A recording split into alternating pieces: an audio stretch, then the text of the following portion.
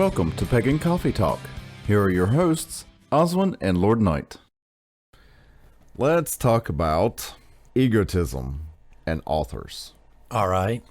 Now, I don't know if these go hand in hand necessarily, but they do. They do. So do podcasters and all sorts of other things. Right. It's not just tied into authors. No. But yeah, there does seem to be among some popular YouTubers, podcasters, Authors. things like that. Especially authors. I'll give that. Especially authors. Authors seem to be, especially in the pagan community. Right. There does seem to be some egotism there where they're kind of putting off the air that they're better than everybody else. And What started this was we were watching a video of an author complaining. right. And basically he was saying that he went to a store, a pagan store, to see if they would carry his book. Right. And the guy basically gave him a lecture and told him to leave, and now he was complaining about it. Right. Your view on this was what?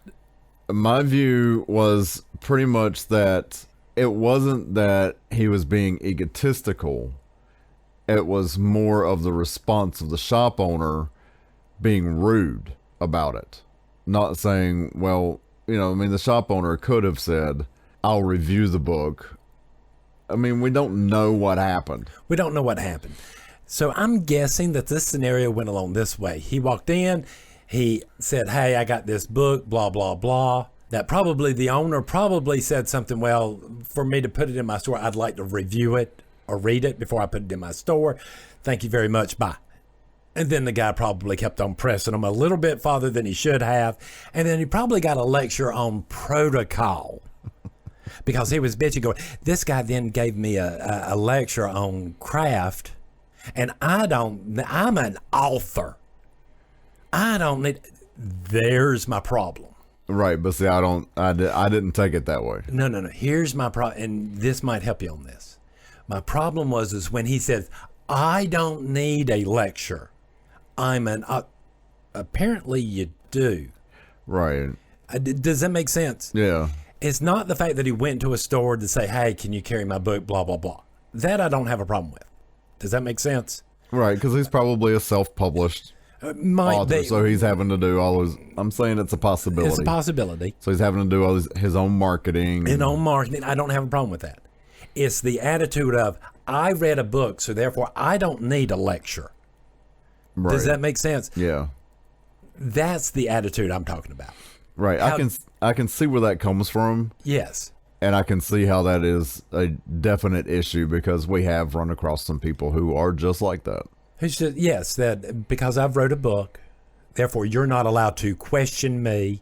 If you do, you're scum. Right. I will find a reason, and it's either because I'm a man or I'm a woman or I'm this or I'm that. It's never the fact of what you're actually saying or doing or the actual behavior. Right. All right. Because again, a lot of people don't understand this is protocol. All right. It's being polite. It's a certain way to behave and stuff like this. It's polite society. Right. It's not saying certain words in mixed company or polite company. Right. And a lot of people, I understand because what we came up in the whole time where you were taught to say yes, ma'am, and no, ma'am. Oh, yeah. But at the same time, we were getting a little ruder too. Because again, people are now starting to realize, okay, just because you did something, just because you're in this position, just because you're a police officer, just because you're a cop, does not necessarily mean you automatically get my respect. Right. That you actually have to earn it. It's not given to you. It's not, automatically just because. Right.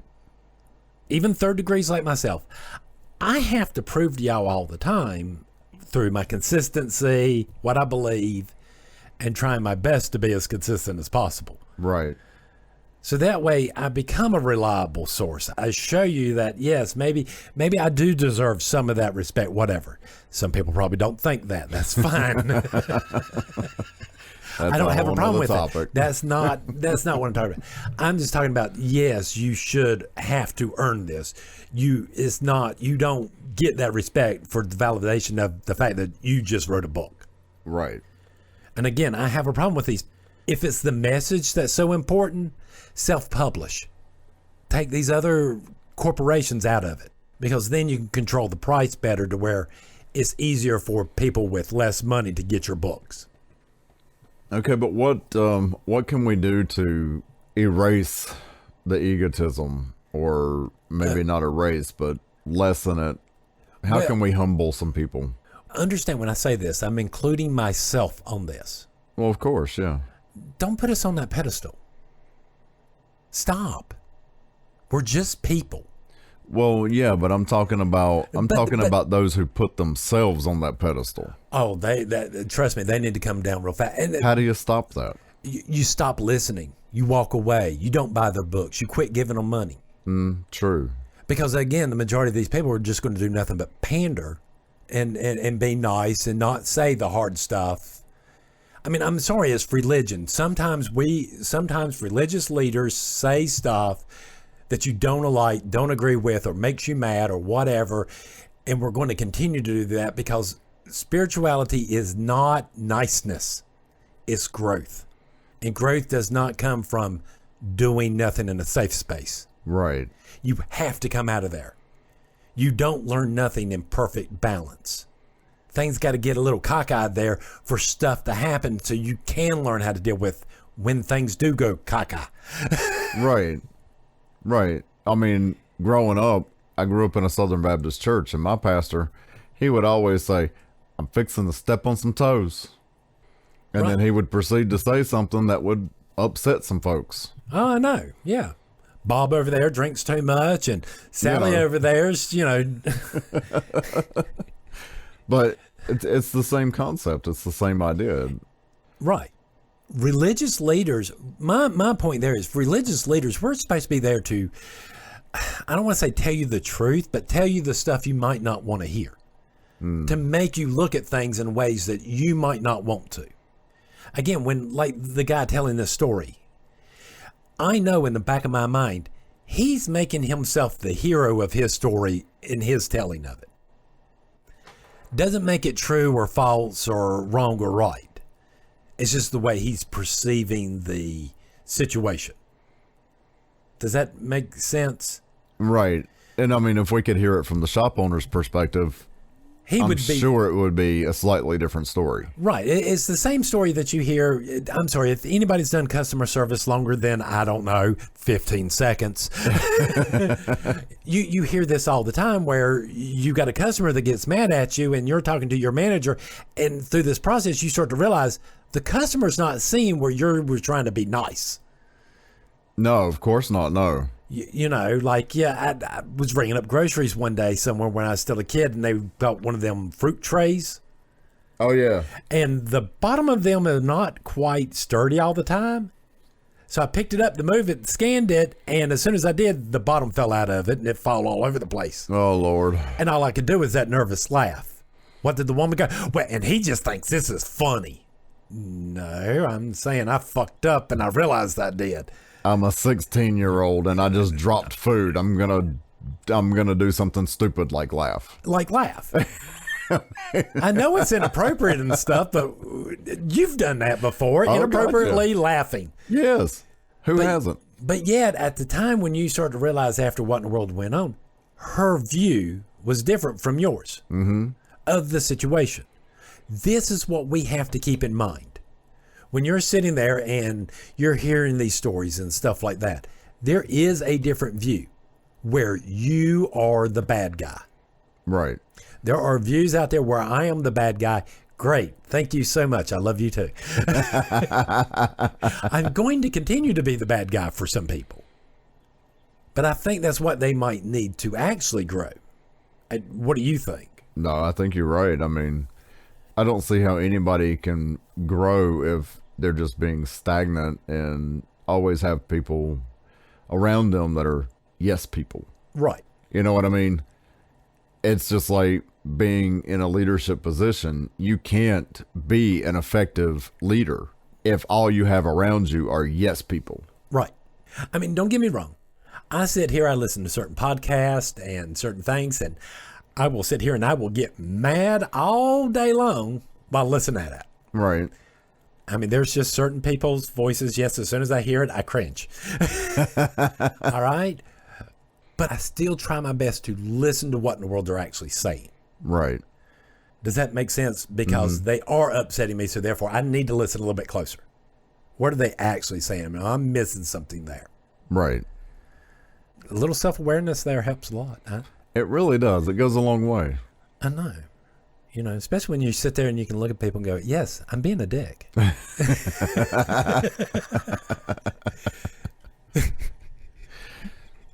I say that a lot. Yes, you do. But it's so true. Hey, if the shoe fits. This seems to keep bringing up the whole entire concept of protocol. Right. So let's kind of delve into what protocol is. Well, let's start with, can we get a definition of the word protocol? According to Merriam-Webster, protocol is an original draft, minute, or record of a document or transaction. It's also a preliminary memorandum, often formulated and signed by diplomatic negotiators as a basis for a final convention or treaty. A code prescribing strict adherence to correct etiquette and precedents, as in diplomatic exchange and military services. There's what we're talking about. This sounds boring and all this other stuff. Protocol is actually its manners and politeness to show respect to other people. Okay. Me not, making sure that I don't use more colorful language in certain places and stuff like that. Right, like you mentioned earlier. Right. You don't want to go around saying cuss words while in the world in the presence of a bunch of, in the middle of a kindergarten. Right. You want to make sure you adjust your language to the setting. Right. You don't want to go in, hey kids, go home and tell your mom I said. Hey kids, want to be like me and put nails through your eyelids?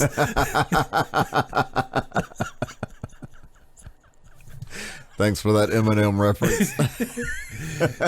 The only one I know.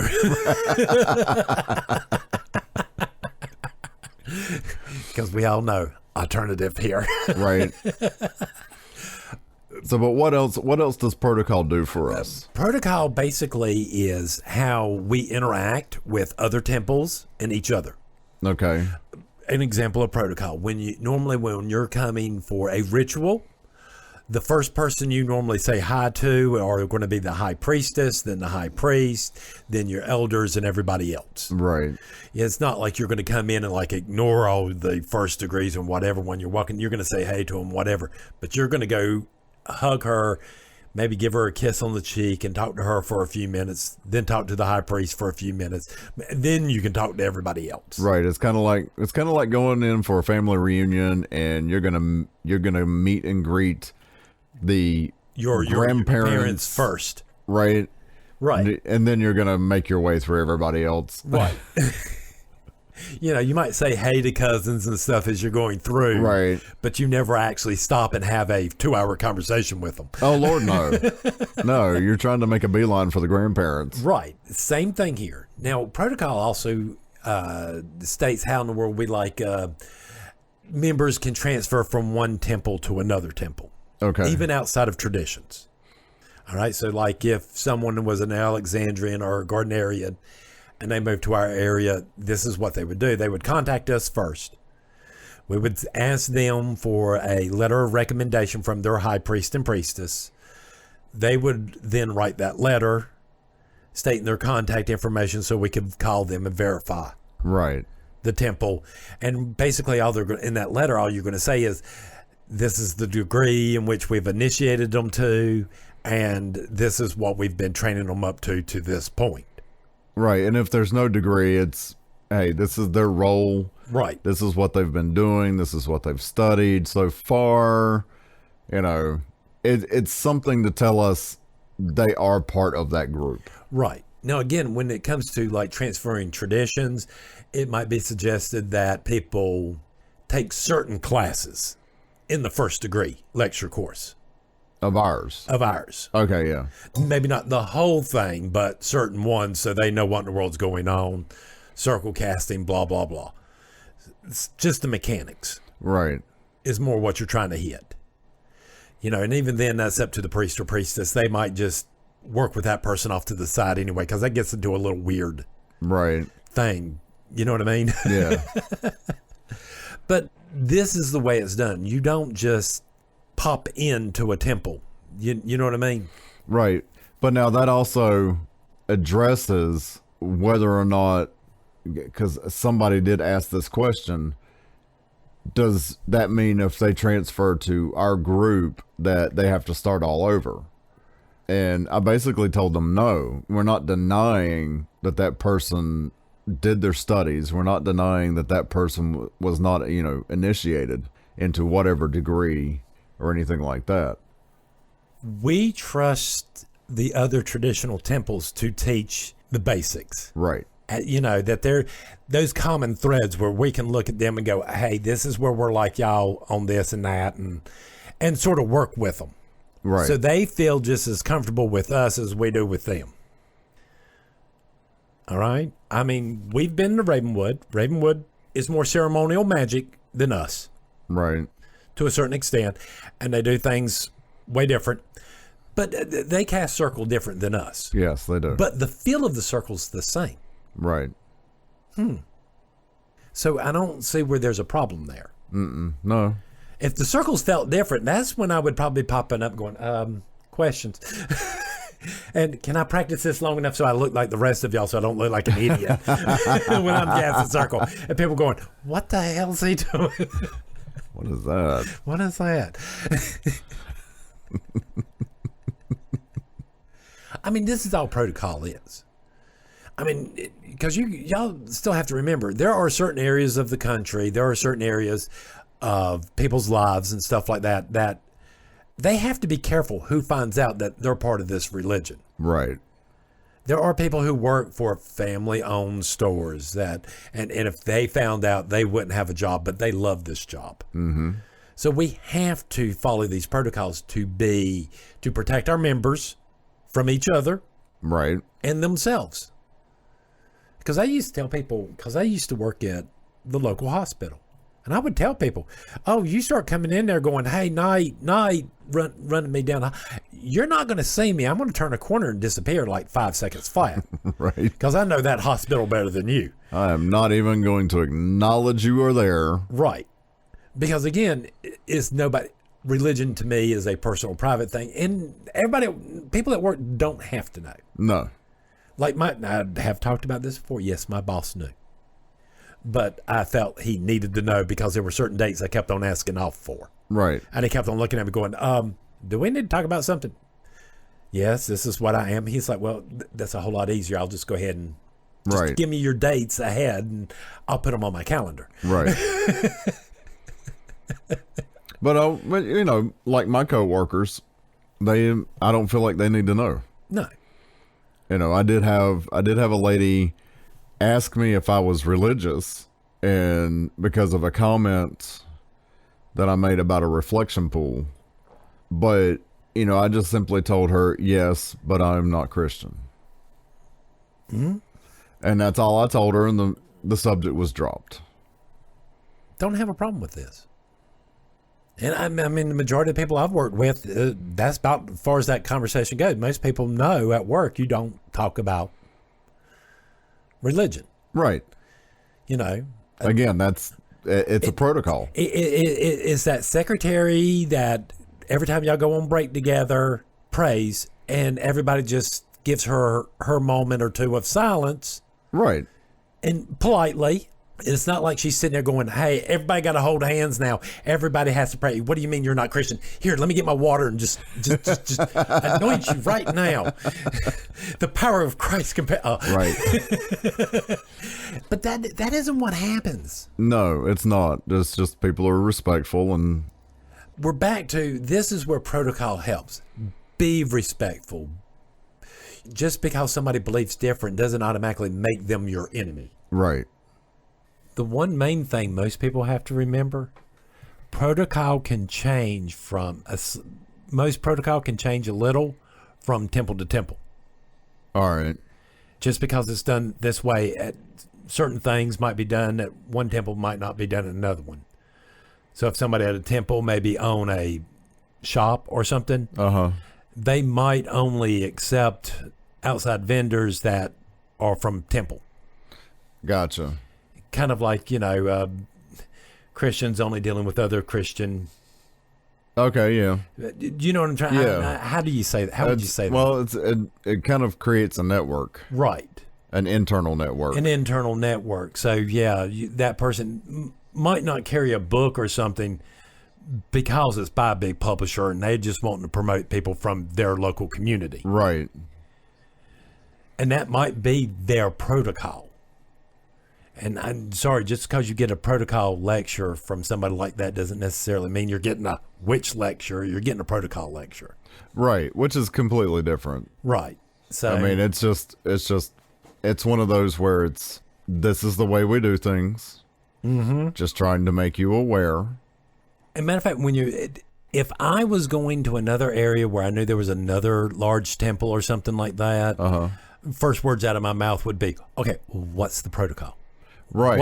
It would be the first questions I would start to ask. Right. I want to make sure that I'm, not being inappropriate. So. Or embarrassing anybody. Right. Or anything like that. I mean, you invited down by a high priest or a priestess or something, then you go down there and act the fool. Right. I mean, you don't want to do that. No. Sure, because then they won't invite you back. I know. Thanks for listening. Join us next week for another episode. Pagan Coffee Talk is brought to you by Life Temple and Seminary.